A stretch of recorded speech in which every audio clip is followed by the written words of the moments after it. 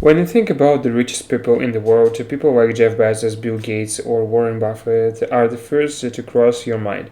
They are, of course, unbelievably rich and powerful, but if you compare any of them to the crown prince of the Saudi Arabia, Mohammed bin Salman, he will put them all to shame. This young prince controls the empire worth over $2 trillion. To comprehend his level of wealth, take a look at his. He primarily lives in the Saudi Arabia, but since he flew to France time to enjoy vacations, he purchased the mansion for the $300 million. In the world of the super wealthy, you are not respect unless you have floating mansions. So he got himself 134 meters long yacht for $500 million, and to impress his rich friends, he purchased Leonardo da Vinci's painting for the $350 million. Even Bezos would envy him. Officially, the real power belongs to his father, King Salman, who became king in 2015 when his brother passed away. The king is 84 years old. He is sick, old, and he knows that he isn't going to live long. That's why instead of ruling the country, he is making sure that they consolidates the power in the hands of his son, Mohammed bin Salman. To understand how he or MBS, as the known in the West, ended up as the most powerful person in the Middle East, we have to understand how the Saudi royal family works. Ibn Saud was one of the improvement leaders in the Arabia Peninsula. Back in the was ruled in the Ottoman Empire, but throughout multiple alliances in the area, he conquered most of the area in the region to establish the Kingdom of Saudi Arabia in the 1932. Over his life, he had multiple wives, and it responded that he left 45 children who became kings one by one after their father passed away. When you have so many children, it's difficult to consolidate power. That's why royal through history always had one kid or two at best, and as a backup plan. So, although Saudi Arabia is a monarch, it has never been where the entire power belongs to a single person, because the royal family is so big that it has 15,000 members and the power was shared among them, and the king was elected by the family. For example, King Saudi bin Abdulaziz was replaced by his younger brother Faisal when he seemed incompetent by the royal family. However, the current King Salman is the last son of Saud, Ibn Saud, which means the next king is going to be one of the nephew of the Saud, especially Prince Naif.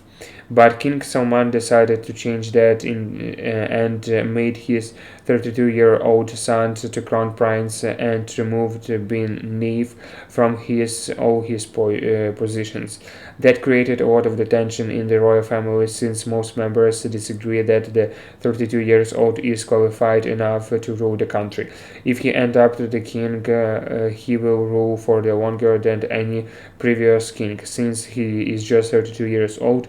If he ends up living for 80 years, for example, he will rule the country for the next 50 years. Before becoming the crown prince, he graduated from the Saudi King University with the bachelor degree in law. After graduation from the college, Mohammed bin Salman spent several years in the private sectors. He worked as the consultant for the different government-controlled companies and the Saudi cabinet. On 15th of December 2009, at the age of 24, Mohammed bin Salman entered politics as the special advisor to his father when the latter was the governmental Rhinaud province, and the time Mohammed bin Salman began to rise from the positions to another. at unbelievable speed, such as the Secretary General of the Reichsrat Competitive Council, then became the special advisor to the chairman to the board of the King Abdullah Foundations for Research of the Archives and the member of the board of the trustees for the Arabic Society in the Royal Regions. When your father is the crown prince, I guess you don't need talented or hard work to get rise. The young prince first started out by the cracking his main rivals and imprisoned them all in the Ritz Cartwright Hotel. When that was how the prisons would look like when you are the prince. He forced them to give up most of their wealth in return for their freedoms and ended up sneezing over $100 billion. That's a lot of the money if you ask me. His main source of wealth is Aramco that has a valuation of the over $2 trillion. Is the multiple is manipulations petroleum and natural gas company. It is one of the largest companies in the world by revenue. Saudi Aramco has both the world's second largest proved crude oil reserves at more than 270 billion barrels and the largest daily oil productions of the oil productions companies. In 2018, Aramco's revenue exceeded $355 billion. In comparison, Apple, which is also a $2 trillion company, made only $260 billion. The company is so big that it controls the entire market. At the least, it leads the market. On the 4th of December 2019, Saudi Aramco went public to raise money to reduce the government's cost of running the company. It raised 25.6 billion in the IPO marketing in the world's largest IPO on date. Succeeded that of the Alibaba Group in 2014 for decades. The main goal of the company was to pay the bills for the royal family, but the young prince has taken full control of the company and now he is in the charge of the $2 trillion oil empire. And since the company is listed on the Saudi exchange, it's not accountable to anyone. The prince can spend all these hundreds of the billions of dollars every year or whatever he desires. He is known for the extravagant lifestyles. He spends hundreds of millions of dollars on mansion plans, helicopters, yachts. But the price wants to be known for something else, like transforming his country from the oil dependent country into the technology advanced society. That's why he launched his Vision 2030 plans to reform Saudi economy towards the modern, diversified and provinced structure. It details goals and measures to various fields, from developing the non-oil revenue streams to privatizations from the economy to e-government and sustainable development. He also plans to build a brand new city called Neon.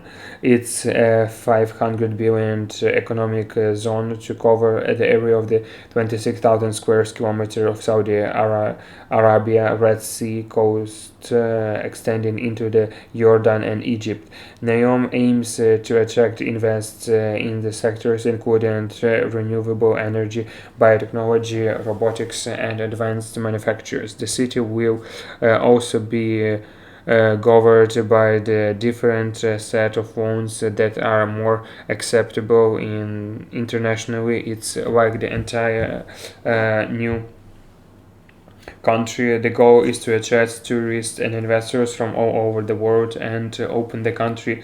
Prince Mohammed bin Salman's biggest best was his plan to restore the Saudi kingdom's dominance in the global oil markets by driving the new competitions into the bankruptcy, by keeping the oil prices low enough for the long enough period. That's what Rockefeller did. Saudi Arabia purchased OPECs to do the same. A few small players went bankrupt, but American frackers only shut down their less profitable operations temporarily and waited for the oil price to go up again. But that bad plan was disastrous. The price seems to have forgot that we are in the 21st century. The Rockefeller starters no longer work, so the company had to acknowledge the defeat and raise the prices.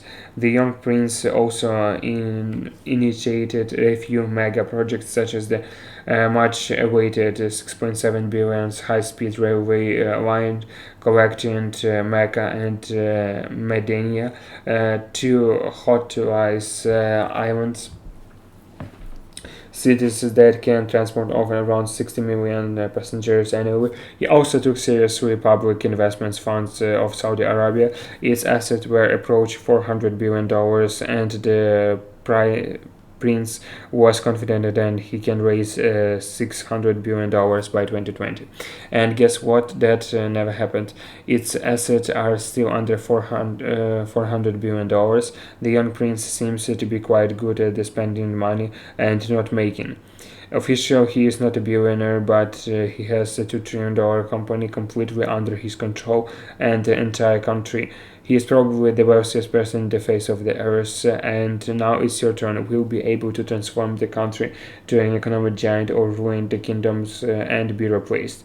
Do let us know in the comment below. And now it's time to smash the like button and subscribe for brand new video. Thanks for watching, and until next time.